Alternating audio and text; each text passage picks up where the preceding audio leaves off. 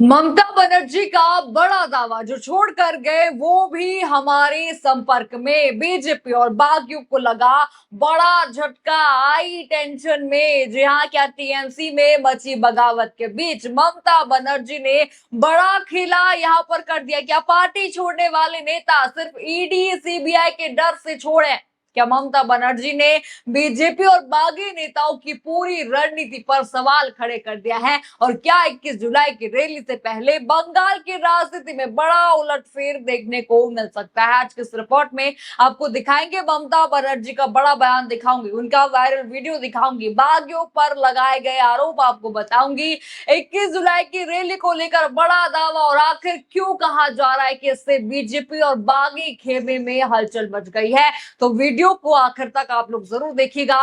नमस्कार, मैं हूं राधा राणा और आप देख रहे हैं पीआरबी। दोस्तों, इस वक्त पश्चिम बंगाल की राजनीति में जबरदस्त हलचल मची हुई है। एक तरफ टीएमसी के कुछ विधायक और सांसद पार्टी छोड़ रहे हैं, दूसरी तरफ ममता बनर्जी लगातार दावा कर रही है कि पार्टी कमजोर नहीं हुई है, मजबूती से खड़ी है। बल्कि उनका यहां तक कहना है कि जो लोग पार्टी छोड़ रहे हैं उनमें से कई अब भी उनके संपर्क में है। देखिए, आपको याद में दिला दूं, बागियों ने ममता से शर्त रखी थी। अगर आपको याद होगा, उन्होंने कहा था, तृणमूल कांग्रेस के वरिष्ठ नेता थे, उत्तर बंगाल विकास विभाग के पूर्व मंत्री और बागी गुट के रविंद्रनाथ घोष ने रविवार को दावा किया कि अगर ममता बनर्जी अपने भतीजे अभिषेक बनर्जी को सक्रिय राजनीति से अलग करने में सफल हो जाती है तो ऋतप्रद बनर्जी के नेतृत्व वाली बागी गुट में शामिल अधिकांश असंतुष्ट नेता टीएमसी में लौट आए।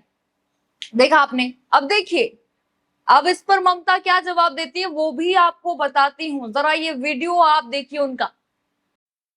আমার এজ নিয়ে আপনাদের চিন্তা করতে হবে না। মানুষের এজ তৈরি করে মানুষের মন, মানুষের দেহ, মানুষের মানসিক শক্তি। আপনাদের প্রধানমন্ত্রীর বয়স কত আমি কখনো জিজ্ঞেস করেছি? কেউ কখনো বয়স জিজ্ঞেস করে না। এটা কিছু লোকের দুঃস্বপ্ন আর দুর্যোগ আর দুর্ভোগ, যারা ভয় পায়। আর আপনারা তো জানেন আমার একান্তে বইতে অনেকদিন আগেই লেখা আছে। वीडियो आपने देखा। वीडियो में ममता बनर्जी ये कहती हैं कि मैं बीजेपी के अंत देखकर ही जिंदा रहूंगी। लोकसभा और राज्यसभा में आज भी हमारे सांसद है। अगर समझौता करना होता तो हमें इतना उत्पीड़न नहीं झेलना पड़ता। मेरा भतीजा अभिषेक बनर्जी एक टाइगर है, उसने कुछ भी गलत नहीं किया है और वो अगले कई दशकों तक राजनीति में रहेगा। देखिए, यानी कि जो बागियों ने यहाँ पर कहा था कि आप जो है बनर्जी को, अभिषेक बनर्जी को यहाँ से हटाइए, हम पाले में आ जाएंगे। लेकिन ममता बनर्जी ने कहा कि वो तो हमारा टाइगर है, वो सही है और वो राजनीति में दशकों तक रहेगा। यानी कि बागियों के लगातार हमलों के बीच भी ममता बनर्जी पूरे आत्मविश्वास के साथ बीजेपी और अपने विरोधियों को खुली चुनौती देती नजर आ रही है। और देखिए कैसे बागियों के मंसूबों पर साफ साफ पानी यहाँ पर ममता बनर्जी ने फेर दिया। लेकिन सबसे बड़ा बयान इसके बाद जो है वो आता है। जी हाँ, ममता बनर्जी ने एक बड़ा दावा कर दिया है। स्क्रीन पर देखिए दावा। उन्होंने कहा, जो लोग हमें छोड़कर जा रहे हैं उनमें से कई लोग आज भी गुप्त रूप से हमारे संपर्क में हैं। देखिए क्या उन्होंने कहा कि गुप्त रूप से हमारे संपर्क में वो बागी हैं जो हमें छोड़कर गए थे।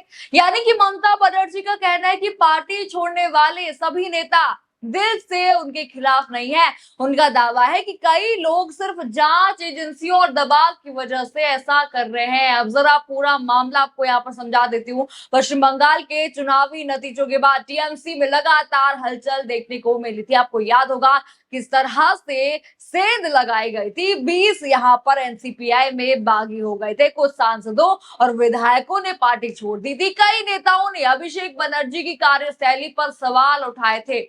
आपको मैंने दिखा भी दिया, वो रिपोर्ट मैंने आपको दिखा दी किस तरह से जो है यहाँ पर कहा गया था कि देखिए आप अभिषेक बनर्जी को हटाइए, हम वापस आ जाएंगे। पर देखिए ममता ने भी खेला यहाँ पर कर दिया। लेकिन गौर करने वाली बात यहाँ पर ये रही कि ज्यादातर बागी नेताओं ने सीधे ममता बनर्जी पर हमला नहीं बोला। यही वजह है कि अब ममता दावा कर रही हैं कि असली लड़ाई उनके खिलाफ नहीं बल्कि दूसरे स्तर की है।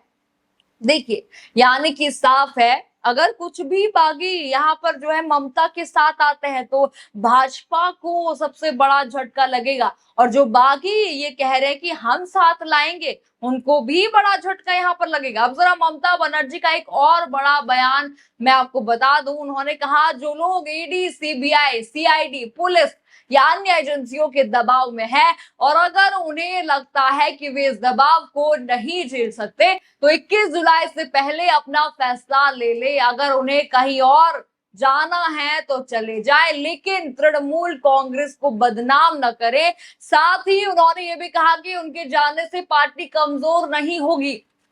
देखिए बहुत बड़ा बयान यहाँ पर दे दिया है, यानी उन्होंने साफ यहाँ पर ममता बनर्जी ने संदेश दिया कि जो लोग जाना चाहते हैं वे चले जाएं, लेकिन इससे टीएमसी खत्म नहीं होगी। हमारी पार्टी को फालतू में आप लोग बदनाम मत कीजिए, साफ उन्होंने कहा। अब सवाल ये उठ रहा है कि आखिर ममता बनर्जी ऐसा दावा अचानक किस आधार पर यहाँ पर कर रही हैं। देखिए जो है राजनीतिक विशेषज्ञों का यहाँ पर कहना है कि ममता का ये बयान दो तरह से देखा जा रहा है। एक तरफ उनका दावा है कि कई नेता मजबूरी में यहाँ पर गए हैं। देखिए साफ ममता ने कहा कि ईडी के डर से, सीबीआई के डर से वो गए हैं।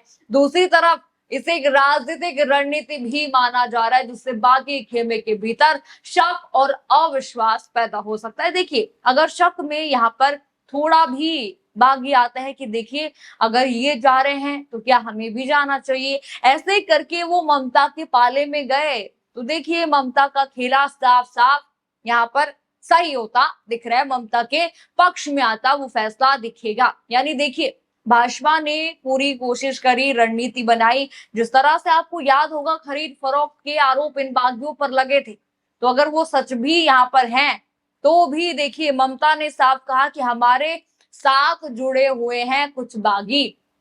इसी दौरान ममता बनर्जी ने एक और बड़ा आरोप यहाँ पर लगाया। उन्होंने दावा किया कि 21 जुलाई के शहीद दिवस कार्यक्रम से पहले शहीद परिवारों पर भी दबाव बनाया जा रहा है कि उनकी रैली में शामिल ना हो। देखिए ये यहाँ पर राजनीति की जा रही है, भाजपा यहाँ पर ये राजनीति कर रही है। किस तरह से ममता ने कहा कि देखिए शहीद परिवारों पर जो है यहाँ पर लगाया जा रहा है कि आप यहाँ पर शामिल ना हो। आपको बता दें कि 21 जुलाई को टीएमसी का शहीद दिवस कार्यक्रम होने वाला है।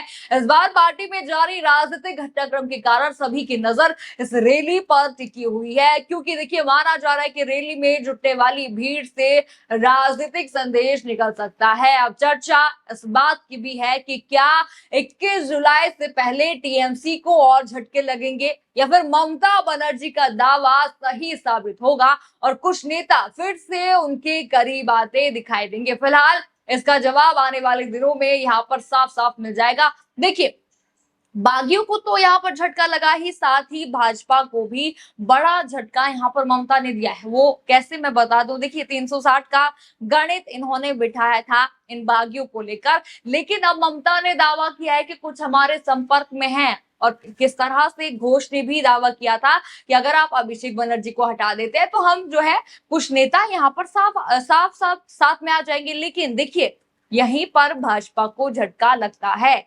अब देखिए अभी परिसीमन बिल पास कराना चाहते हैं, मानसून सत्र शुरू होने वाला है, लेकिन 360 का गणित कहीं से भी पूरा होता इनका नहीं दिख रहा है। अब ऐसे में झटका तो ममता ने बड़ा यहाँ पर दे दिया। एक बात जरूर साफ है, बंगाल की राजनीति में सियासी लड़ाई अब और भी तेज हो चुकी है। एक तरफ बीजेपी और बागी नेता अपनी रणनीति पर काम कर रहे हैं, दूसरी तरफ ममता बनर्जी दावा कर रही है कि ना उनकी पार्टी टूटेगी और ना ही उनका जनाधार कमजोर होगा। अब देखना होगा कि 21 जुलाई की रैली बंगाल की राजनीति को किस नई दिशा में ले जाती है। फिलहाल आप क्या सोचते हैं इस पूरे मामले पर, ममता बनर्जी के इस बड़े दावे पर? हमें कमेंट सेक्शन में अपनी राय जरूर बताइए। खबर आपको पसंद आई हो तो वीडियो को लाइक करें, शेयर करें और चैनल को सब्सक्राइब करना बिल्कुल मत भूलिएगा और बने रहिए प्यार के साथ। धन्यवाद।